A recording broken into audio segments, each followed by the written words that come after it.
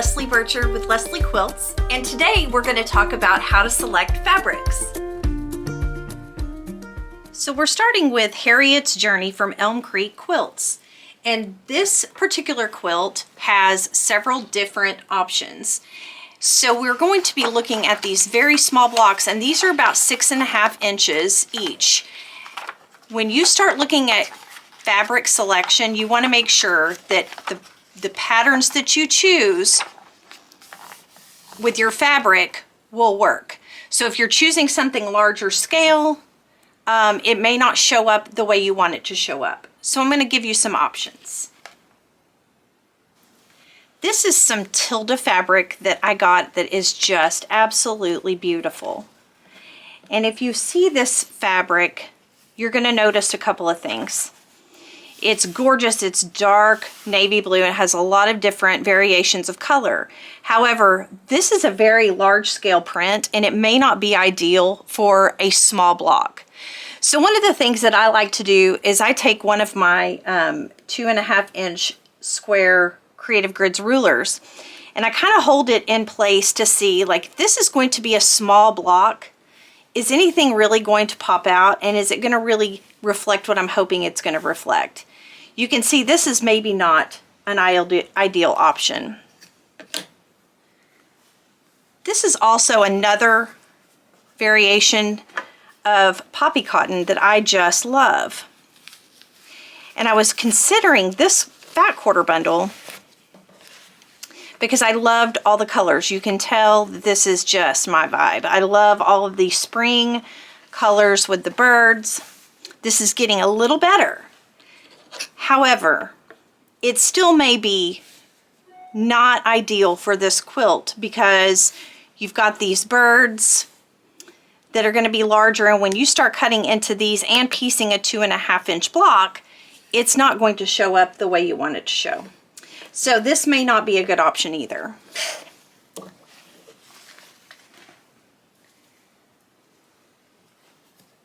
However, this group has a lot of smaller print. So for example, this print right here, this beautiful floral with the pink, and you know I love a good pink. This is looking more like it. As you can see, this is going to capture most of the print that's in the fabric, and it's going to show. And so you're not going to be wasting your fabric because you've got a too small of a square and your print is too large. So this is going to be ideal for this project. The next thing we want to do is pick our background fabrics. So this is going to be all of the fat quarters that I'm going to be using in this next block, our block along. So you'll see some cute ducks, chickens, some yellow. I may or may not end up using this one because you can see some larger scales. This is a great floral. Love this one. This is even pretty, but it may be too low volume. I love the strawberries in this one. These are great. This one may not work. This again is a larger scale. I love that vintage pink. This may not work either because we're using, again, that small. If we start cutting into that, you may not be able to see that between this and the background depending on what background we choose. So I'm going to set this to the side, and same goes for this one. So we're going to pick some of these. Now this has a larger scale, but it may work still just because it is so bright. We'll definitely hang on to that one. This is another low volume that I probably will not use. Definitely will use this one. I love the little chicks. Again, we'll keep this one, and then this one will likely go in my pile. So now that we have all of our main fabrics, our main prints selected, this is where we're going to go next. We've got to start picking our background.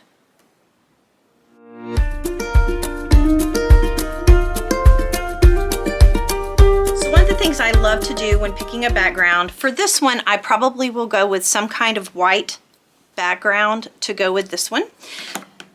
So I'm going to choose, I have a couple of different bolts of whites.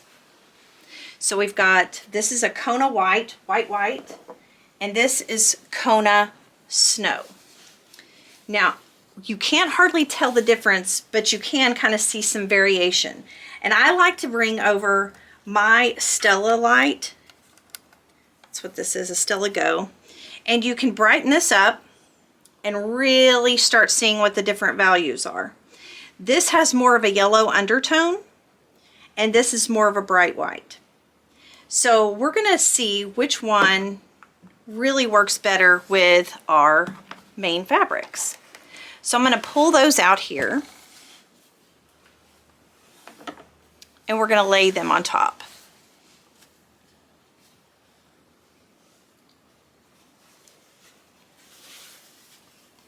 Here's the green. And you can tell this one looks really pretty up against this one. It also looks good here. I'm gonna bring my light over here. So I'm gonna turn it off for this part. I think this is gonna look much better. You see the red?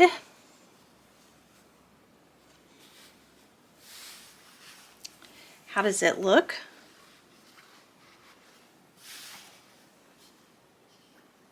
And again, either one I think work because you have this buttery yellow in the fabric here, but you also have a bright white background on the florals.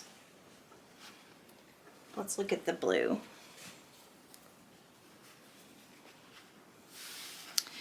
Okay, I think the blue changes things for me. This looks a little too, what I would say, it looks a little too dirty for me. And I think this really matches the blue better. So I think I'm going to end up going with the bright white this time instead of using the creamier color, because I do think, because when you start looking at the different variations, you want to make sure that it's going to look good with all of them. And while it looked great with the green and the pink, either one, the blue really looks better here with the bright white. So that's the way we're going to go.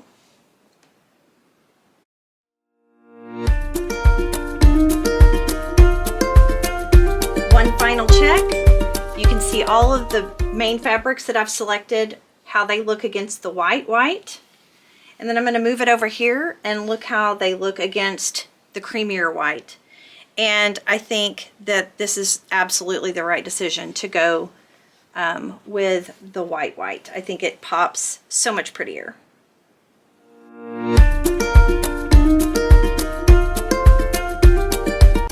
And it's as simple as that.